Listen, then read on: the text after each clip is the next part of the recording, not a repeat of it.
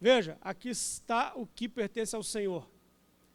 O Senhor respondeu, servo mau e negligente. Você sabia que eu colho onde não plantei, junto onde não semeei? Então você devia ter confiado meu dinheiro aos banqueiros, para que quando eu voltasse, o recebesse de volta com juros. Tirem o talento dele e entreguem-no ao que tem 10. Só até aí. Irmãos, primeiro, pedir desculpa por esse inconveniente que fica entrando aí uma logomarca, é porque nós temos que adquirir o aplicativo, que até então estava no, como é que fala? No demo, né? Demo, né? É demo. É um período que você usa gratuito. E expirou justamente hoje, na hora do culto que a gente descobriu. Aí ficou passando isso aí, o culto todo e agora aqui na escola, mas a gente já vai resolver. Bom, o tema é a revolução dos de um talento. Para a gente entender o que eu quero dizer, vamos lá. Vamos colocar assim um fazendeiro, um empresário, o chefe, o patrão daqueles homens. Ele foi fazer uma viagem longa. Então ele chamou, é bom lembrar que talento aqui é dinheiro, viu? Talento é dinheiro. Ele chamou 3 dos seus empregados e pegou, vamos colocar aqui na nossa linguagem, ele pegou lá 5.000 reais e entregou na mão do primeiro. Ele pegou 2.000 reais e colocou na mão do segundo. E pegou 1.000 reais e colocou na mão do terceiro. E falou para eles multiplicarem aquilo, negociarem, investirem,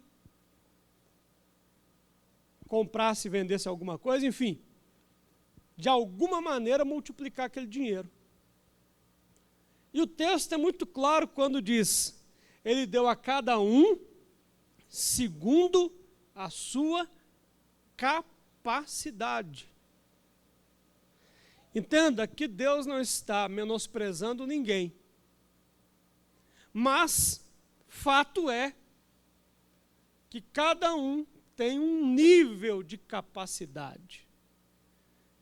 E isso não é para diminuir ninguém, nem para exaltar alguém, mas é uma constatação da realidade. Não é real isso? Cada um tem um nível de capacidade. Tem gente que tem uma capacidade fora do comum. Parece até um ET de tanta capacidade. E tem pessoas que têm menos, mas não tem ninguém que não tenha capacidade. Entende isso? Todo mundo tem capacidade. Uns têm mais, outros têm menos. Deus, sabedor disso, e conhecedor que Ele é de cada um de nós, nos entrega, nos confia, ministério, chamado, missão, segundo a nossa capacidade. Se você entrega algo grande para quem não tem capacidade daquilo que é muito grande, geralmente aquela pessoa vai se encrencar, porque está além da capacidade dela. Deus é pai, e assim como o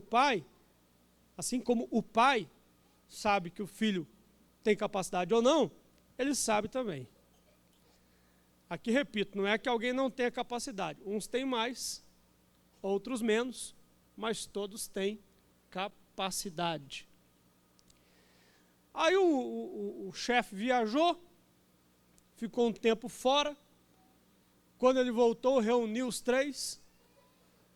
O que tinha recebido 5.000, multiplicou, negociou 5.000. E agora ele devolve 10.000 para o seu senhor.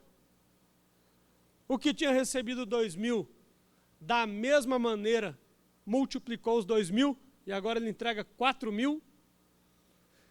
E o que tinha recebido 1.000, tentou se explicar alegando o seguinte: eu conheço o senhor, sei que o senhor é severo, que o senhor é duro, que o senhor é firme, e eu fiquei com medo. Ele ficou com o quê?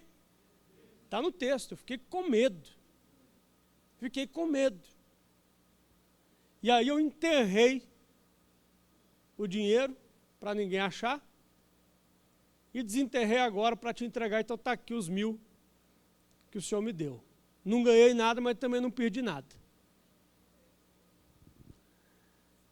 Acontece que o senhor, o chefe, o patrão, não ficou satisfeito com aquilo. Porque não perder não era o suficiente, ele tinha que ganhar. Não perder não era o suficiente, ele tinha que multiplicar. Essa era a sua missão. Essa era a sua tarefa. Então vamos lá. O que significa enterrar o talento? Aquele que enterra o talento não prejudica apenas a si mesmo, mas afeta todo o corpo.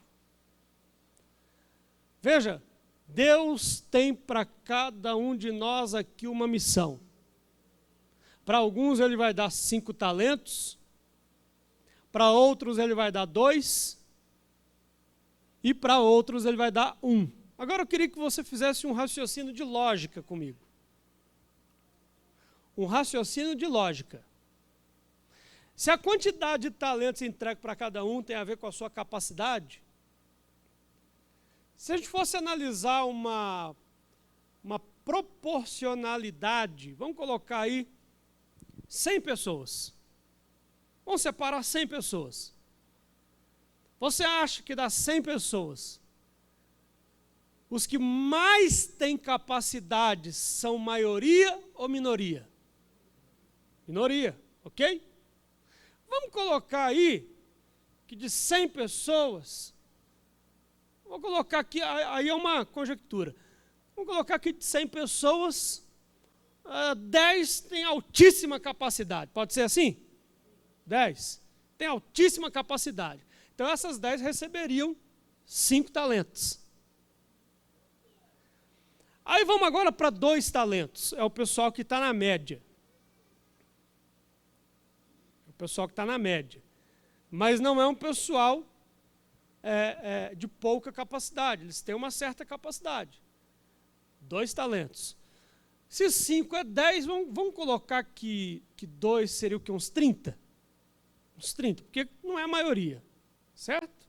Não é a maioria. E sobra então os de 1 talento. Os de 1 talento seria o quê? 60 mais ou menos? Por aí? Né? Então pensa comigo. Pensa na igreja. Se os de altíssima capacidade é 10, e olha que nós colocamos esse 30 aí, mas eu acho que nem é 30, eu acho que é uns 20. Né? Vou até baixar um pouquinho para 20 aqui. Mas vamos colocar que o pessoal que está na média de capacidade seja 20. Sobra 70. Se os 70 se comportarem como esse aqui, você percebe que a igreja muito mais não produz do que na verdade produz? Enquanto esses 70 que nós estamos conjecturando aqui ficarem enterrando o seu talento, 30% vão trabalhar para tentar compensar 70%. O que essas pessoas de 1 talento não percebem é que elas podem achar que 1 talento é pouco. Mas como os de 1 talento são maioria, 1 talento é muito. Irmãos, quantas pessoas estão na igreja enterrando o seu talento? Sem produzir nada, sem multiplicar nada, sem ganhar uma alma, sem trazer um convidado para a casa de Deus. Algumas igrejas nossas, nós estamos constatando, algumas igrejas, não são muitas, mas algumas, que passam 1 ano sem batizar ninguém. 1 ano e meio sem batizar ninguém. Como que essa igreja vai crescer? Como que uma igreja cresce se ela não ganha alma? Se ela não faz discípulo? Se ela não batiza? Mas o problema é que as pessoas acham o meu fruto é pouco, então ele não fará diferença. E aí que está o engano. Vou contar uma história para vocês aqui. Está aqui o pastor Altair visitando a gente. Ele já deve conhecer. Talvez mais alguém conheça. Quem me contou essa história foi meu pai. E eu não sei se eu já contei ela aqui. Pode ser que eu já contei. Se contei, vou contar de novo. Pode ser que eu já contei, porque eu uso muito ela como exemplo disso. Uma cidade muito conhecida pela produção de vinho. O prefeito restaurou uma praça e colocou uma fonte nova na praça. Aí eles se reuniram lá, os políticos da cidade, os empresários da cidade, para discutir como seria a reinauguração dessa praça. Alguém teve uma ideia. Olha, como a nossa cidade é famosa pela produção de vinho, que tal na hora de reinaugurar a fonte, ao invés de sair água, sai vinho? Aí todo mundo gostou da ideia. Só que logo alguém falou assim, espera aí, mas vinho é caro. Essa brincadeira vai ficar cara. Aí uma outra pessoa deu a ideia, espera aí, é caro, mas se cada um produtor de vinho que está aqui trouxer um pouquinho, não fica pesado e a gente consegue fazer. Mas cada um tem que trazer um pouquinho.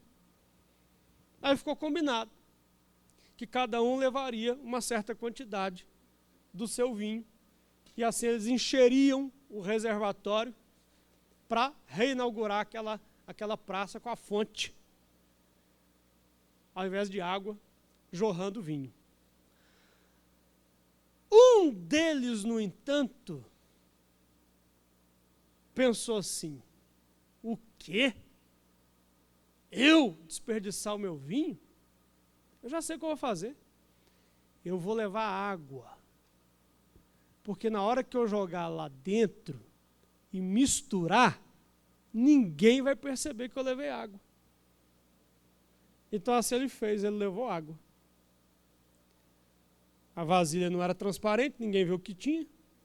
Ele pegou a fila lá, cada um ia jogando o seu. Ele chegou assim, despistadamente, jogou sua água lá. Pensou, pronto, ninguém vai saber. Ninguém vai saber, vai misturar ali, ninguém vai saber. Aí o prefeito fez aquele discurso bonito. Falou, e agora, na reinauguração da nossa praça, nós vamos ligar a fonte e vocês terão uma surpresa. Aí, ligaram a fonte, jorrou aquele tanto de água, só água, só água. Porque todo mundo pensou a mesma coisa. Todo mundo pensou a mesma coisa. Se eu não fizer, não vai fazer diferença. A minha parte não faz diferença. Mas essa história mostra que a parte de cada um faz muita diferença. Se você achar que o seu fruto não faz diferença na casa de Deus, por isso o tema da aula é revolução dos de um talento. Porque você já pensou se esses 70% que enterra o talento resolverem desenterrar o talento? Resolverem também multiplicar esse 1? Ó, vamos lá, 10% multiplica 10, certo? Então 10 na mão de cada um dos 10 é 100, multiplicado é 200, concorda? 20 multiplica 5, que também vai dar 200 no final, não é isso? 400. Agora faz a conta para mim aí. 70 multiplicando, já vai dar 140, não vai? 140 a mais que não teríamos caso esses 70 enterrassem o talento. Então vamos lá. Continuando aqui.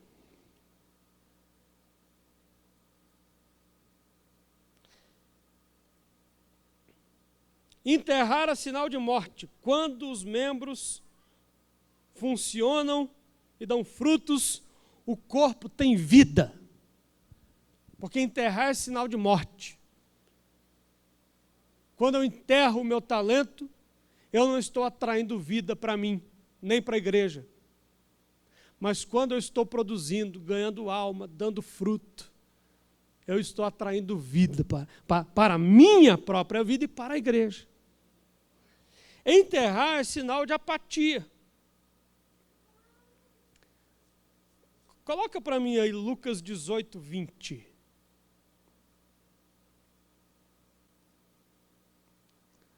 Deixa eu mostrar um detalhe aqui para você, numa outra versão dessa história. Lucas 18, 20.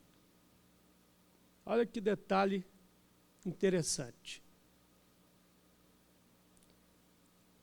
Lucas 18, 20.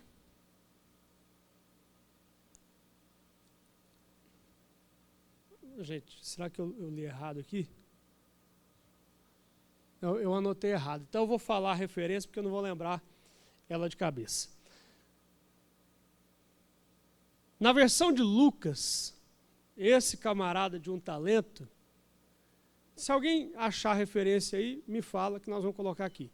Na versão de Lucas, esse camarada de um talento, ele pega um lenço, ele embrulha o talento nesse lenço e ele enterra o lenço. Ok? Para que servia esse lenço? Esse lenço era um lenço que os trabalhadores usavam para, ao longo do dia, pegar o lenço. 19? Então põe aí, eu anotei 18. Você sabe o que é isso aí, Aguinaldo? Eu anotei sem óculos. Eu apertei errado. Lucas 19, 20. Esse lenço era para eles, ao longo do dia, enquanto trabalhavam, sacavam desse lenço para poder enxugar o suor. Então o lenço servia para enxugar o suor do trabalho, mas ele usou para enterrar o talento. Aqui está a tua mina é o talento, tá? E eu a conservei guardada num pedaço de pano. Em outra versão está literalmente num lenço, que eles geralmente usavam para limpar o suor, e ele usou para enterrar o talento. Percebeu? O lenço não é para enterrar o talento, é para limpar o suor do trabalho na obra de Deus. Limpar o suor, de quem está multiplicando o talento, de quem está produzindo para Deus. Enterrar é sinal de apatia, indiferença, despreocupação, desinteresse. Mas, aqui eu vou falar uma coisa um pouco mais pesada, mas está no texto. Enterrar o talento é sinal de rebeldia. Porque o que o Senhor mandou fazer? Ou ele não mandou nada? Ele mandou ou não mandou? Se ele mandou e eu não faço, isso é o quê? Desobediência. Se ele mandou e eu não faço, é desobediência. E todo mundo que não faz, vai dar uma desculpa. Por isso que eu gosto da frase, quem quer faz, quem não quer dá desculpa. Quem quer faz, quem não quer dá... Quem não faz sempre terá uma desculpa para não fazer. A desculpa desse servo aqui do um talento, qual foi? Tive medo. Não foi desinteresse, não foi falta de vontade, não foi indiferença, foi medo. Porque quem não faz sempre vai dar uma desculpa para tentar explicar por que não fez. O servo infiel disse que o seu senhor era severo E essa tem sido a desculpa de muitos. Duas coisas que eu não posso fazer na obra de Deus. Primeira, enterrar o talento. Segunda, trabalhar na carne. O que é trabalhar na carne? É não depender de Deus para fazer a obra de Deus. Eu acho que eu já falei para vocês aqui em algum momento que quando a gente começa, é muito bom quando a gente começa, porque quando a gente começa, a gente não sabe nada.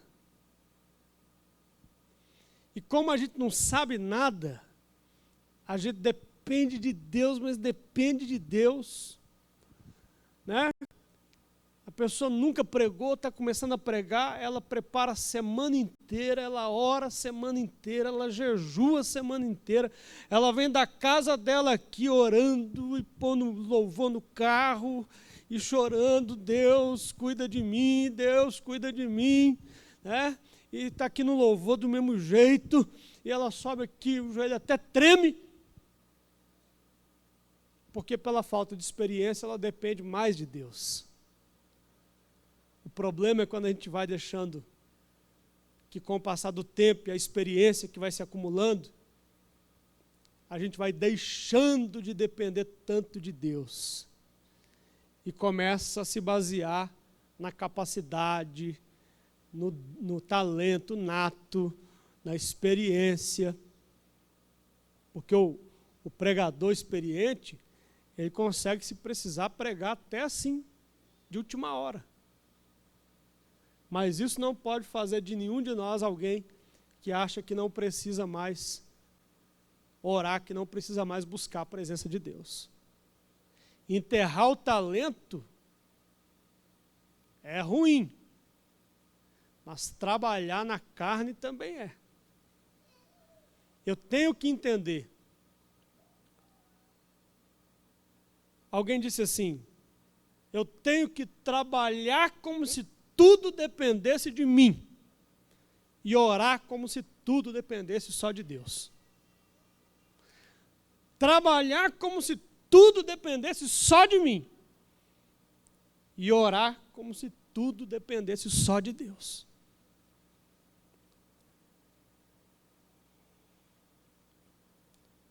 O desafio, ninguém tem mais que 5 talentos, mas também não há ninguém que não tenha nenhum talento. Portanto, não existem membros inúteis no corpo. Vou repetir, não existem membros inúteis no corpo. Olhe para o seu corpo e tente descobrir qual membro do seu corpo é inútil. Não vou nem no membro, não. Por exemplo, você sabe, a sobrancelha tem utilidade. Não é só estética. A sobrancelha protege os olhos. Quando o suor escorre aqui, é ela que não deixa o suor ir direto para os olhos. O dedinho mindinho do pé, que parece que não serve para nada, arranca ele para você ver como é que você perde o equilíbrio. Porque ele é o dedinho do equilíbrio. A unha também tem utilidade. Qual que é a utilidade da unha? Essa você vai no Google, porque eu estou falando todas aqui. Digita lá, qual a utilidade da unha? Tem utilidade. E não é só uma, não. Não existem membros inúteis no corpo. Diga assim comigo, não existem membros inúteis no corpo. Nós precisamos ativar o corpo. E é por isso que eu estou falando aqui para vocês das células, irmãos. Essa é uma visão bíblica, uma visão de Deus. O nome, eu gosto do nome célula, porque ele indica tanto um organismo pequeno, que é o grupo pequeno, como também a célula, ela se multiplica. E exatamente esta é a missão, o propósito de uma célula na igreja, se multiplicar. Vamos lá, vou falar de novo aqui com vocês. Olha como que a gente não pode desprezar o pequeno começo.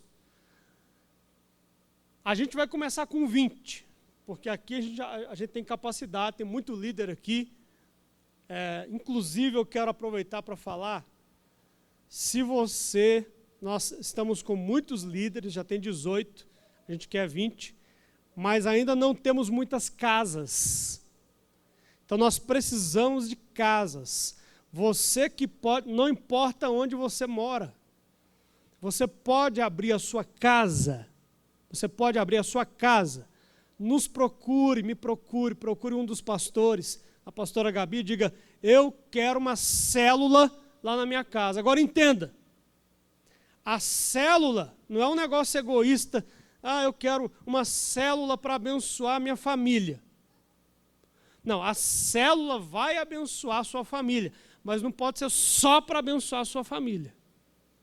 Sua casa tem que estar aberta para os vizinhos, amigos, colegas de trabalho, outros familiares. Então, se você quer abrir, se eu estou falando e o seu coração ardeu, é porque Deus quer uma célula lá na sua casa. Tem casas aqui que são estratégicas. Tem anfitrião aqui que só dele abrir a casa já enche de gente. Porque é aquela pessoa bem relacionada, que tem muitos amigos, que tem muitos contatos. Então nós precisamos ainda de líderes, mas agora estamos precisando mais de casas do que de líderes. Mas eu dizia, sobre a célula, fazer um raciocínio que eu já fiz aqui. Você vai me ajudar. A célula multiplica uma vez por ano, ok? E se a gente começasse com uma célula aqui só uma? No segundo ano teria quantas? 2. No terceiro? Se ela vai multiplicando uma vez por ano. No terceiro? 4. E no quarto ano?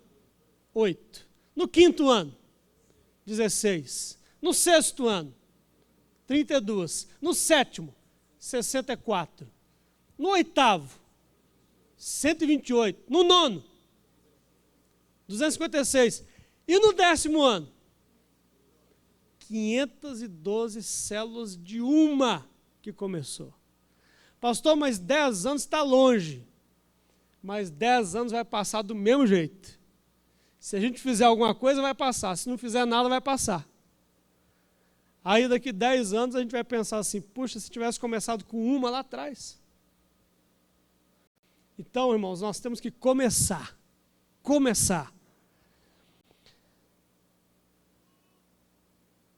No mundo, procuramos os mais talentosos. Na igreja, ensinamos a desenterrar o talento. No mundo, só interessa os mais talentosos.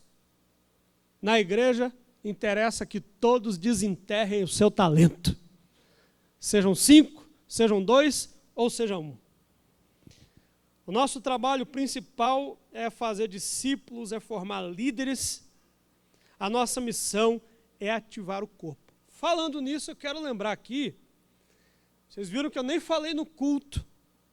Nós conseguimos, tem que agradecer o pastor Jerônimo, aquele que conseguiu para mim pela rádio. Nós fechamos uma sala de cinema, o Cinemark lá no BH Shopping. Sábado agora, na sessão de 14h, 100 lugares só para a nossa igreja. De graça, sem pagar nada. Aí eu abri um grupo na quarta-feira depois do culto, eu avisei só na quarta-feira depois do culto da noite. Porque foi final da tarde que a gente conseguiu a confirmação. No mesmo dia já tinha 100 pessoas lá. Eu não sei agora, porque parece que alguém confundiu a data e saiu para dar lugar para outro. Não sei agora, mas o que eu quero aproveitar aqui enquanto estou lembrando para pedir, e eu vou dizer por que eu lembrei disso. Se você deu o nome, você tem que ir, irmão. Porque senão você tira o lugar de alguém que queria ir. Então, se você não for, você só fala para a gente que você não vai, tira o nome lá do grupo, e aí uma outra pessoa coloca o seu nome, tá bom? Para não ficar ninguém de fora com vaga lá. Mas eu lembrei disso porque estou falando de discipulado. Esse filme, A Forja, o tema dele é discipulado. É discipulado. Eu ainda não assisti. Eu ia até assistir, mas vou esperar para assistir sábado, junto com o pessoal. Então, o nosso propósito principal é fazer discípulos, é formar líderes. Porque a nossa missão é ativar o corpo. Eu fico pensando, imagine você, 20 células. 20 células. Nós vamos ter uma média de 4 batismos por ano. Se cada célula batizar uma pessoa por batismo, 20, 40, 60, 80 pessoas batizadas. Se a gente não só batizar, mas fazer discípulo, são 80 novos discípulos, irmãos. Isso é impossível? Batizar uma pessoa por célula? Cuidar bem dessa pessoa? Então você percebe a importância dos de um talento? Não menospreze, é uma pessoa. Mas no final, quando soma tudo, dá 80. Então não menospreze o número, porque o importante é o resultado final. Acredite em cada membro do corpo de todo o coração. Aqui eu estou falando para você que é líder. Faça-o trabalhar, persuadindo-o por todos os meios possíveis. Não o substitua, não o despreze, não o julgue intratável ou desqualificado. Se Deus está em paz de chamá-lo para ser parte do corpo, você precisa estar em paz para treiná-lo para isso. E aqui eu vou falar para os líderes. Líderes de grupo, de departamento, líderes de células que já estão sendo levantados. Eu vou ler de novo. Acredite em cada membro do corpo de todo o coração. Faça-o trabalhar, persuadindo-o por todos os meios possíveis. Não substitua, não despreze, não julgue intratável ou desqualificado. Se Deus está em paz de chamá-los para ser parte do corpo, você precisa estar em paz para treiná-los para isso. Não despreze ninguém. Tente extrair o melhor daquela pessoa. Não importa se ela é de um talento, de 2 ou de 5. O que importa é extrair o melhor dela, para que ela dê o fruto esperado na obra de Deus. A revolução dos de um talento fala que se a igreja está produzindo só com a locomotiva, imagina quando todos os vagões estiverem também seguindo esta locomotiva. Se a igreja produz só com um grupo reduzido de pessoas, imagina quando todos estiverem envolvidos no trabalho da obra de Deus. Se você está aqui hoje e pensa de si mesmo, eu não tenho condições, eu mal venho na igreja, eu não consigo, faça o seu melhor, ainda que seja negociar um talento, porque esse seu melhor vai fazer toda a diferença na obra de Deus. Ninguém aqui é intratável, ninguém aqui não pode aprender, ninguém aqui não pode melhorar, mas todos, sem exceção, todos podem dar fruto no reino de Deus. Amém?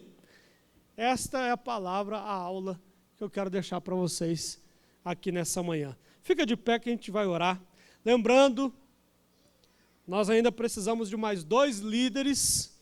Se você tem o coração aberto para isso, nos procure, tá certo? Nos procure.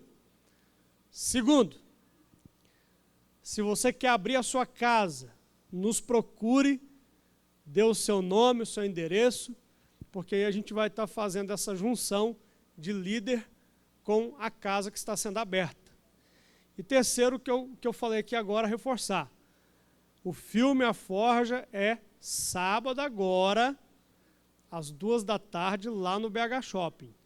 Você tem que chegar 1h30 para você pegar o ingresso direitinho com a gente e entrar, porque 2h começa, tá bom? Então tem que chegar lá 1h30, se você quiser pegar uma pipoca, um refrigerante, então tem que chegar mais cedo. Se você chegar 2h, possivelmente a gente já vai estar lá dentro.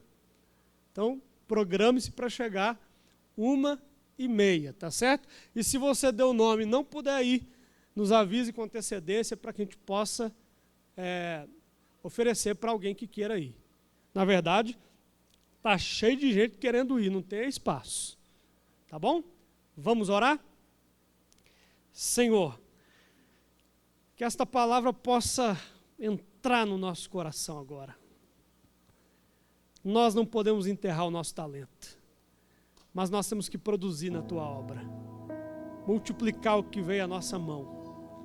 Nos dê essa capacidade, e que se alguém que está aqui pensa de si mesmo, eu sou muito pequeno, o meu fruto não fará diferença, tira isso do coração dessa pessoa e mostra para ela, Senhor, que ela pode, que o fruto dela faz diferença, que uma alma faz toda a diferença. Nos ajuda a produzir, e eu quero apresentar a Ti esta visão das células, das 20 células que serão abertas a partir da Santa Ceia de novembro. Capacita esses líderes, prepara estes líderes, equipa estes líderes. Eu te peço, toca o coração de pessoas aqui nesta manhã, para que possam abrir as suas casas, para receber as células aqui da primeira igreja. Nós apresentamos a Ti esta visão e declaramos esta uma visão vitoriosa, em nome de Jesus. Amém? Glória a Deus, bom dia, Deus abençoe vocês.